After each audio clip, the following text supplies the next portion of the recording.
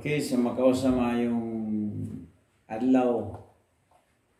Maayong adlaw sa ato ang mga viewers sa atong YouTube channel. Ang inyong ubos nga alagad pagikuyog kaninyo niining pipila ka mga gutlo pinaka minuto, no? O nga sa makausa mayong adlaw sa ato ang mga higala kaparyentihan na to dinhi sa ato ang nasod nga Pilipinhon. Sa mga kaparyentihan ako diha sa Lanao, igsuon ako silang mama akong inahanog sa akong mga igsuon diha bibi Iramis Monterola uban ni Junel ni Inko Rodante Iramis o ni Ati Lubi, bisan pa ni Ati Margie uban sa kong mga pagumangkon diya mayong adlaw diya ninyong tanan. Ato ang mga paryente pod diya sa Sayap Cotabato, sa mga Iramis o Hiramis, no? Diha mga higala sa iligan kung paghinaot nga naa ka maayong panglawas ang ako ang igsuon niya Pastor Efren Iramis na Santa Filomena Purok Ilang-Ilang. Kauban siya ahang tibuok nga pamilya. Maayong adlaw diha kaninyo bisan pasab sa tanan ako usad nga mga higala dinhi sa Hingoog City. Inyong ubos nga alagad Pastor Iramis dinhi sa Temple Heights Baptist Church. Nagapangalagad pangabudlay alang sa kahimayaan sa ato ang buhi nga Dios o nga bisan pa sa ato usad nga mga kauban dinhi ang mga Cabiltis family, ang mga Daamo family, Brother Junjun, Sister Princess, Kapitan Jeremy Cabiltis o si Ma'am Maymay ang tibok nga pamilya, bisan pang mga Cabiltis family diri sa Hingoog, mga senior si Pilisimo Senior Cabiltis uban sa iyahang mga apo, no? Sa mga igsuon ni Kapitan Jeremy Cabiltis usab, no? Atong kauban sa Temple Heights Baptist, ang Kamanian family, ang mga Baltimore family, ang mga Aklon family, Tabanaw family, Sotis family diya sa Barangay Agayayan, o nga bisan pa ang Tanyo family diha sa Barangay Libon, o bisan pa ang atong mga higala ang mga Morin, ang mga Sanchez family diha sa Pass Village diri sa Hingoog City, bisan pa ang Nanay Bisandi, bisan pa ang mga Angkay, o nga bisan pa ang Igdaw, Sir Elmer Igdaw, bisan pa ang ato sa higala atong kauban sa church si Sir Alan Kismundo family diya sa Malangka. Sa atong tanan nga mga kaigsuunan dinhi sa Temple Heights Baptist ug diha pod sa Udyungan, maayo pong pagpaminaw sa mga Singa family diha sa Balsa ang atong kauban natong simbahan. Bali ang Temple Heights Baptist diri sa Hingoog City dunay duha ka simbahan dinhi sa sentrong bahin sa Hingoog City, o diapod sa ato usad nga church o mission outreach na simbahan diha sa Barangay Udyungan sa Balsa Purok 6 Hingoog City, sa mga Lamyon family, sa mga Dinoso, sa mga gitawag natong Singa, o bisan pa ang mga Habagat diha, no? Sa tanan usad nato nga mga kaigsuunan diha, maayong adlaw ug maayong pagtan-aw pagsud-ong sa ato ang broadcast dinhi sa YouTube channel nato. So sa matag Friday alas 5 ngadto sa alas 6 ato usad nga madunggan ang ato ang broadcast diri sa YouTube channel nato, no? O nga bisan pa mga higala sa atong street preaching ministry matag Domingo sa hapon alas 3 ngadto sa alas 4:30 doon na tayo pagwali diya sa public market matag Domingo sa hapon, o nga kauban na sa tanan nga mga member sa Team Warrior, o nga doon na tayo pag-distribute og mga gospel tracts, pag-distribute og mga book and romance, no? nga mga pulong sa Dios o mga books sa New Testament. So tanan nato nga mga gibuhat din bisan pa sa ato ang mga kapitanes nga wala gyud undang sa pag response ato ang mga pagwali das pulong sa Ginoo sa barangay 19, sa barangay 18E, barangay 18, Kapitan Paharon Santi Reyes o Kapitan Butch Lugod. Diha mga higala sa atong mga lugar nga diin kita makahimo sa pagpaambit sa pulong sa Dios bisan pa sa Tricycle Company. Maayong tan-aw po diha ni Sir Anthony, ang acting manager karon for the meantime.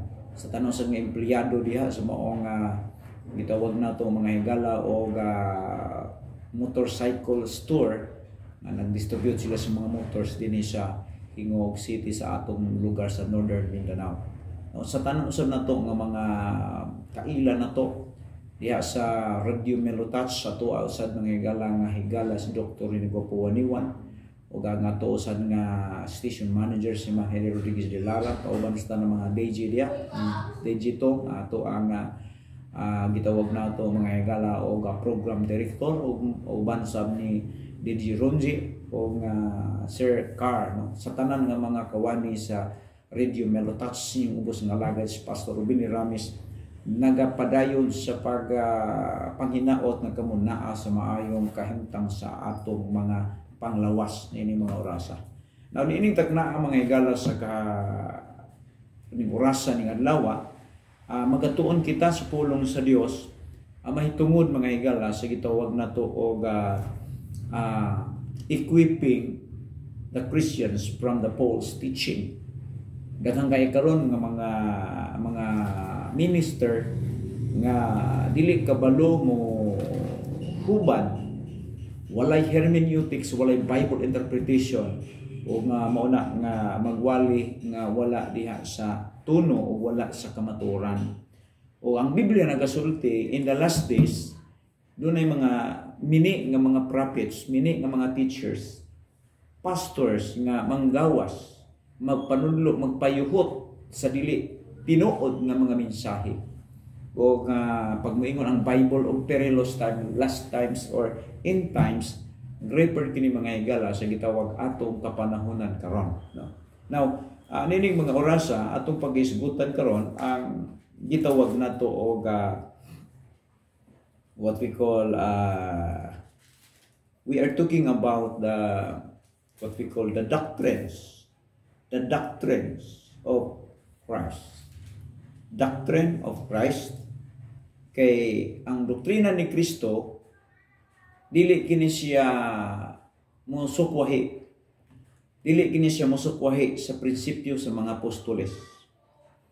Kasagaran karon sa mga preacher magwali kanunay panalangin kwarta. So atong isgutan o guna po'y nagwalik agin sa kwarta pero naningkamot kanunay nga naay kwarta. That is false preachers, mga pretending preacher, hypocrite preachers. Muna nato atong bantayan ka na. So unsa man gyud ang doktrina nga gitudlo ni Jesus Christ o ilabi na sa ato ang mga itawag nato mga higala, mga itawag nato mga sumusunod ni Kristo nining atong presenting kapanahonan.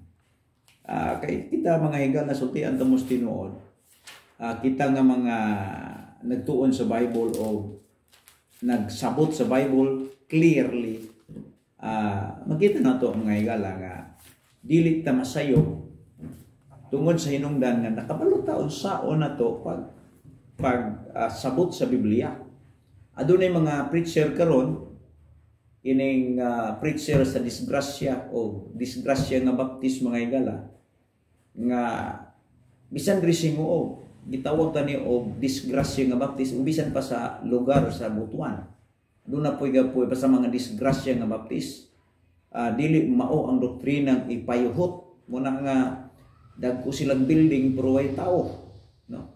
Building ray nagdako mga higala pero wagi tao tungod sa hinungdan nga ang pagwali dili mao. So muna mga higala nga makita nato nga dili mao ang mga disgrasya nga mga baptist mga higala nga nagpayuhot o sa gitawag nini nga mga doktrina. Muangkon nga luwas pero ang kinabuhi para sa impyerno. Muna nga atong isgutan karon ang gitawag og ikaduhang sulat ni Apostol Peter. By the way mga higala, ang sulat ni Apostol Peter, 2 Peter, nahimugso o nasulat kini by 66 AD. Remember, 66 AD maoy pagkasulat sa ikaduhang sulat ni Pedro.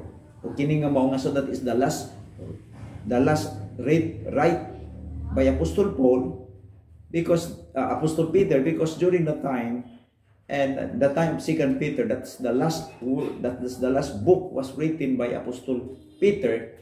Kay gi-execute siya, gilansang siya nga gibali dito sa Ethiopia. O nga mo ni ang background, mo ni ang gitawag nato mga higala o history o approximately 66 AD.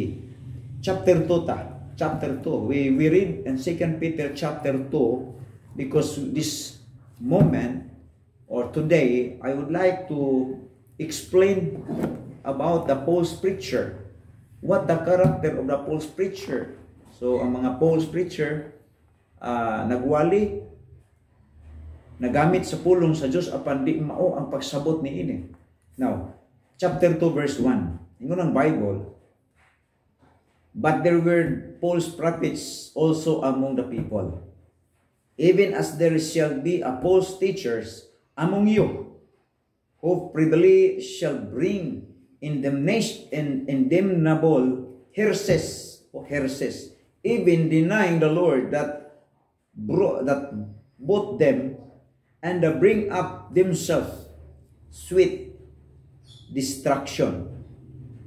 So sa gani, matupan ni Apostol Peter, ingon nga kaniadto may mga mini nga mga prophets, mutong nga usab diha, kaninyo ang mga mini nga magtutudlo, magpayuhot sila bakak, ug makadaot nga mga pagtulunan, ug isalikway nila ang agalon nga nagluwas kanila busa muabot kanila ang kalit nga pagkalaglagan. Gisulti ni Apostol Peter unsa ang mahitabo in the last days. And we are here in the last days. We are the end times. Imong tan-aw daghang kay karon nga mga pastor-pastor nga di gani kasabot sa ilahang gibasa nga bersikulo, di kasabot, dili ka hatag o kumplito nga impo mahitungod sa gitawag background sa maong libro. Moderitso lang nagbasa sa Biblia nga bisan wala nagatuon mahitungod kung kinsay nagsulti o kinsay gisulti o kanus ag gisulti. Mao kini ang kasagaran karong nahitabo nga gitawag ni Apostol Peter og false preacher, false pastors, false prophets. No? So makita nato there will be a false prophets with us. Dili kay gamay lang, matud pa daghan tanan nga nagpastor nga wala nakasabot sa Biblia, wala tawga sa Dios, wala gitawag tagai sa kaalam nga langit nun, gitawag ta na og pastor o prophets nga iyasyawa. No. Nga way klarong doktrina o kay wala may klarong doktrina, wala po'y klarong pagkinabuhi based sa kasulatan nga gibasa o gibilin sa atong Ginoo. Munang ang Bible nagasulti kayo, matupan niya dunay specific kayo nga result sa ilahang pagpanudlo og sayo diri sa atong lugar, dinhi sa Pilipinas. Daghang kaayo kini nga nagpayuhot og daghang kaayo kini karon nga nagpatuo nga sila kuno mga alagad sa Dios apan ang taras o ang pagkinabuhi sukwahi sa gusulti sa Biblia. O muna ang atong mailhan diha mga higala nga gitawag natong mga false preacher o false pastors.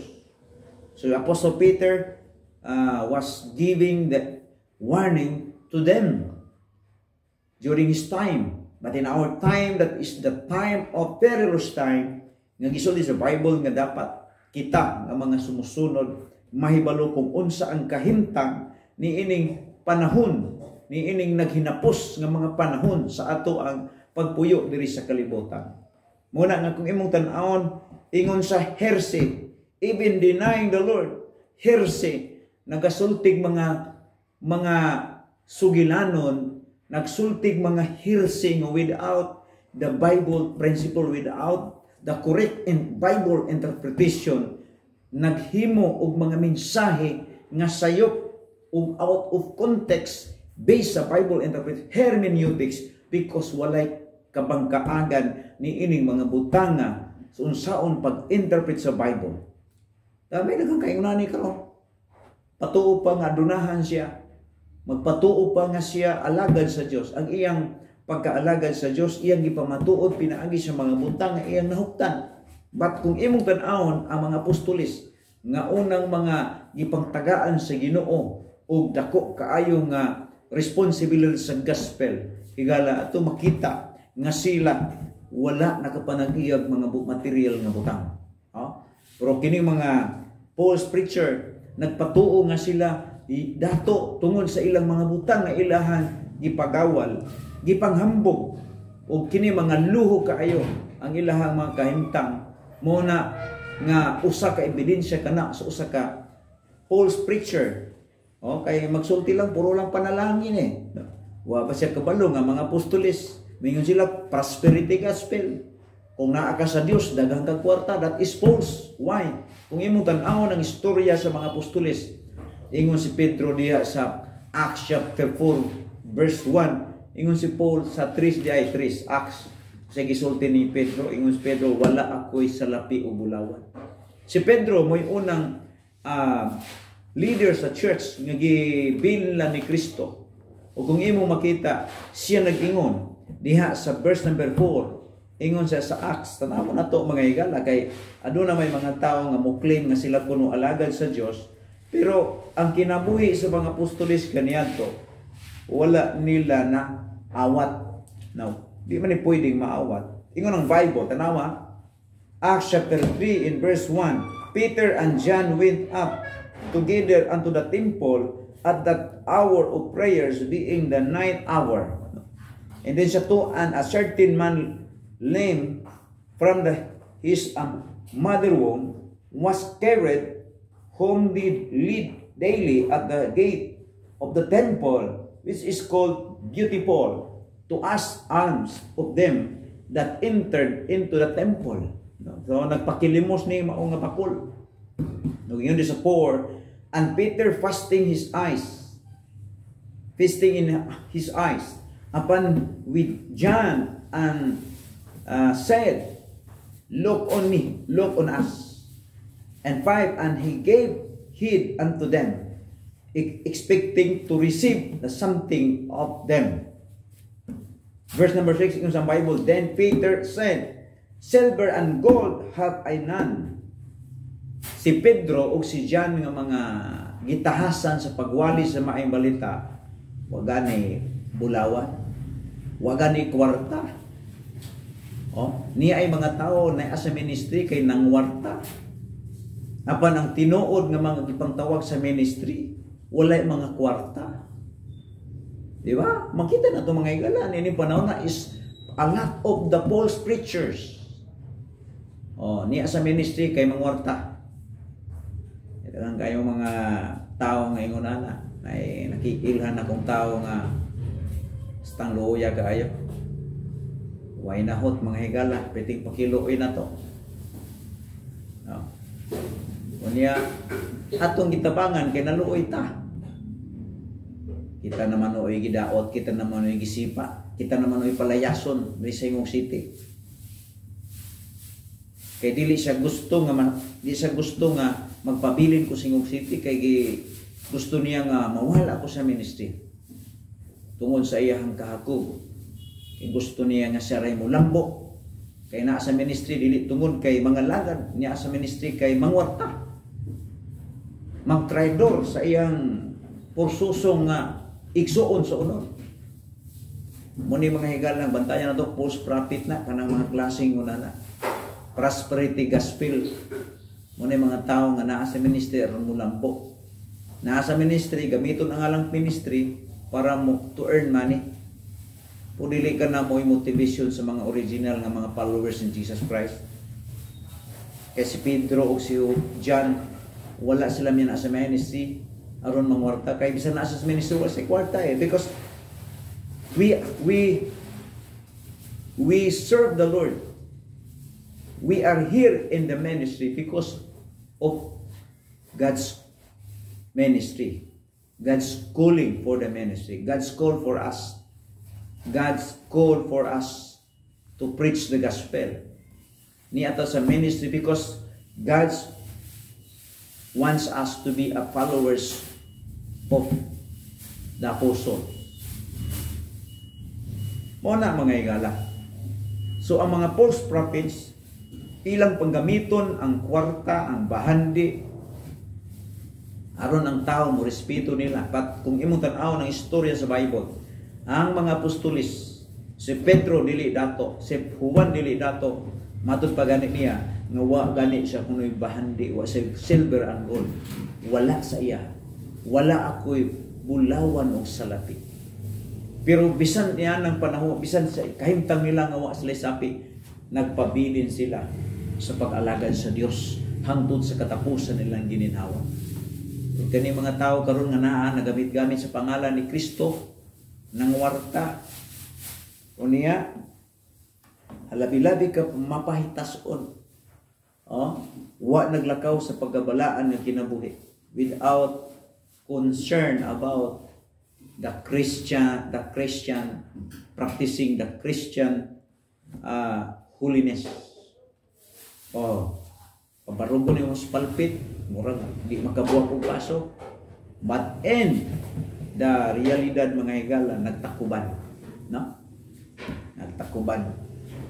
So kita din sa ministry nga gihatag sa Dios ato sa Ingog City sa Temple Heights Baptist, purely ministry nga ato munang sa kaluoy sa Dios. Dunay daghang mga taong giluwas. Dunay mga taong ginaluwas. Niipon sa pundok, sa prisuhan, sa atong pag-ministry sa prisuhan ni atong 2009 until 2019. Nakita na to ang atong mga sacrifice. Mapanghatag kami og mga sabon, panghatag kami og toothpaste, shampoo, detergent bar sa mga piniriso. Kauban na sa tanang mga Kristohano nahimumig sacrifice offering o kaluoy sa Dios ang tanang paghago. Ang Dios nagbindicate sa ato ang mga desires kasing-kasing. Adunay daghang mga tao nga nakaila og Dios tungod sa atong mga sacrifice. Mga makasasala kaayo apan karon gibag-o sa Dios. That is the essence of the real ministry of Christ. Mga tao nga kriminal, mga tao nga dautan, mga tao nga tigmog ng krimen, apan sa diya nga ilang nakita si Kristo ug nailang sulod sa bilangguan, nanggawa sila nga nagpadayon sa pag-alagad sa Dios. That is the ministry of Christ. Ug muna ang ministry sa Temple Heights Baptist Church. Kasagaran sa mga nangaluwas, nagapadayon sa pagpangalagad sa Dios. Wala ka na mga higala. Kaya na mga ministry karon naganggayo. Kwarta man ang pangandoy ana. Bisag walay kaya mo palit og auto, maningkamot yun para ipanghambog aron nga maka-gain to respect sa mga people. Pag kita magsawali ta sa pulong sa Dios, ang mga tao mo respeto tungod sa gospel nga nanadunggan gikan sa atong habil. That is the real messengers of Christ. That is the prophet, that is the pastor from the Lord. Pero kaning mga ingon ani ang mga batasan, mga higala, abot lang. Ingon siya sa 3. 2 Peter chapter 2 verse 3, o sige sulti sa Bible sa, and through covetousness, o sige ingon, and through covetousness shall deal with fair word, make merchandise of you. Grabe. Tungod sa ilahang kakog, gihimo nila nga negosyo, merchandise. Unang moingon sila nga, o sige, pledges mo, hatag mo. Ingon ana, kasalbahis ang mga false preacher, nga ang mga member ilang gihimong gatasan, aron sila mulambo sa ilang kaugalingon. Apan ang ilang mga membro, mga higala, wala gyud nakatagamtam og kalambuan tungod kay sa hinungdan nga sila walay connection sa Dios. Although tanan nga mga alagad sa Dios, mga servants, mga katawhan sa Dios, mga Kristohanon nga nagmatinud-anon sa Dios, palambo na sa Ginoo, nga nagmatinud-anon, palambuon na ilang pagtuo sa Dios. Ang mga apostoles, wa sila bahandi, nangamatay sila gani, nga wa na record nga nakakaon og nindot. Pero gitawag sila mga servants sa Ginoo, gipamatay sila, gipamawag sila sa leon, pero nagpabilin sila nga matinud-anon. No? Pero kini mga mini nga mga prophets o mini nga mga pastor sa atong panahon, iklaro kini nga ilang gamiton, ingon ang Paul sa verse 3, and through covetousness, tungod sa ilang pagkahakog, shall they with fern words make merchandise of you. Himuon nga negosyo sa ilang kahakog. Pahimuslan kamo sa mga mini nga magtutudlo pinaagi sa pagsulti sa mga tinumutumong mga sugilanon. Muna ang trabaho sa mga mini nga mga prophets, mini nga mga pastor, nga ulog-ulogan mo, inong ka nga luwas na mo, bisa pa kung sa ibuhaton ninyo magpakasala mo, luwas gihapon ka mo. That is bakak mga higala. Kay way luwas nga magyaka o magpadayon sa pagpakasala. Muna siya ang fruit of the false pastors, di ba? Anak sa didi, nagpatuong didi. Diri sa lugar na to, nagbutang-butang og dako kay tarpaulin at bang sa duol sa iyang git. Nga didi daw siya, pero mismo sa iyang anak wa kabadlong sa pagkapalahubog dako. Niya mong ingog see by grace. Muna, ang disgrasya nga baptis mga higala, bantayan tani. Mo ni ang number 1 nga mga mini. Mga mini nga mga pastor, mini nga mga Christian, kay wa ni practices sa holiness. Ingon siya naman na, pagsulti mga tinumutumong sugilanon, tumutumong man ang moingon sila nga luwas gihapon ka. Bisan pa og magpakasala ka, bisan pag maghubog-hubog ka, walay practices. That is a heresy. Gimugna na nila aron pagpatuo sa mga tao nga sila tinuod kuno nagtudlo sa kaluwasan, apan ang tinuod bakak nga kaluwasan ang produkto ni mga tawhana sa hinungdan nga wala kana gitudlo sa Biblia nga kun ang tao luwas na pwede siya kanunay nga maghimo og pagpakasala. Higala, ang tinuod nga alagad sa Dios, ang tinuod nga pastor nga sa Dios, conscious about ni mang butanga, nagabantay sa iyang pagkinabuhi, nga dili mo kawas sa kasulatan, nga kanunay mo haom ang iyang mensahe sa kalusulatan, makita ang resulta o nilugdangan, produkto sa iyang pagkamatarong pinaagi sa bunga sa Espiritu Santo nga naa sa dughan sa mga tao nga gipuy-an o nakaangkon sa kaluwasan nga tinuod mga higala. Ingon sa dugay na silang yandaman sa silot ug nagtukaw kanila ang kamatayon. Buti pasabot impierno ni.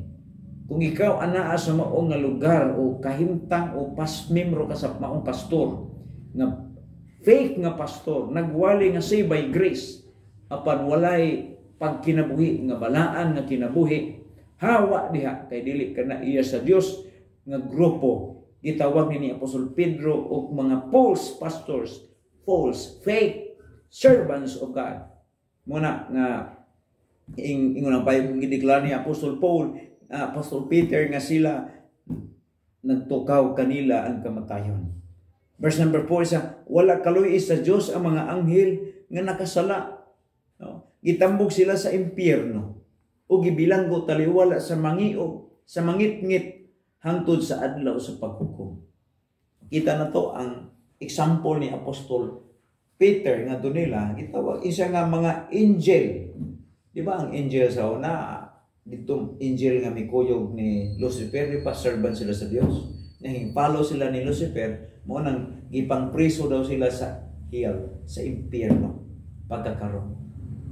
So kining mga false prophets o false pastors, kining disgrasya nga baptis mga higala, makita na to nga mao ni dinhi ang ilahang dangatan. Nagpatuo nga sila servant sa Ginoo, pero ang Biblia wala ginatuman sa ilang personal o sa matag-adang nilang pagkinabuhi. Gihukman sila ni Apostol Peter na kini mga tawhana kalaglagan ang ilahang mahiaguman sa unahan. Iimo nilang negosyo ang ilang simbahan. Gihimo nila negosyo ang ilang tinuohan. Ug tungod niana mo hinungdan nga gitagan-an sila sa kalaglagan. Tungod kay ang tinuod nga mga servant sa Ginoo magapamuhat nga dili kwarta ang motivation kundi serbisyo ngadto sa Ginoo. Ug mao kanay gibuhat sa Temple Baptist Church diri sa Imog City. Nga ang ato ang mga serbisyo dinhi libre kini mga higala. Sa pagpanghatag nato og Bible diya sa radio, sa pagpanghatag nato og Bible sa sulod sa prisuhan, sa paghatag nato og Bible sa public area, public market, street preaching ministry, sa mga barangay diin kita nagawali sa pulong sa Dios, nag-provide kita kanilang mga Bible kung imong tan-awon ang nahatag nato para sa Dios ang hinungdan, para sa Dios ang tanan. Ug ang Biblia nagasulti, that is the manifestation nga concern kita sa mga kalag sa mga tao. Ang kalag sa tao higala labaw pa na sa usa ka milyon. Ang kalag sa usa ka tawo sa atong tan-aw mas bililhon kini kaysa tinagingting sa sapi mga higala. Muna ang hinungdan mugasto kita kwarta para sa ministry. Dili kay gamiton ang ministry to earn money. Ang mga false prophet, mga false pastors, ilang gamiton ang ministry aron sila mulambo. Ilang gamiton ang pulong sa Dios aron sila madato.